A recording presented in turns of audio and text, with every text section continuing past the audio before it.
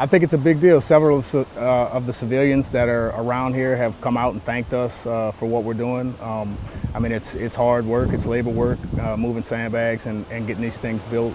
We're in place in somewhere around 1,800 feet of sandbag walls, so it's tough work, but the civilians around this area seem to be very appreciative. What do I get personally out of this?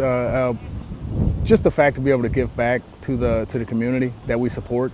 The National Guard is exactly that. That's what we're here to do. We're here to help out with disaster response and hurricane preparedness and those type of things.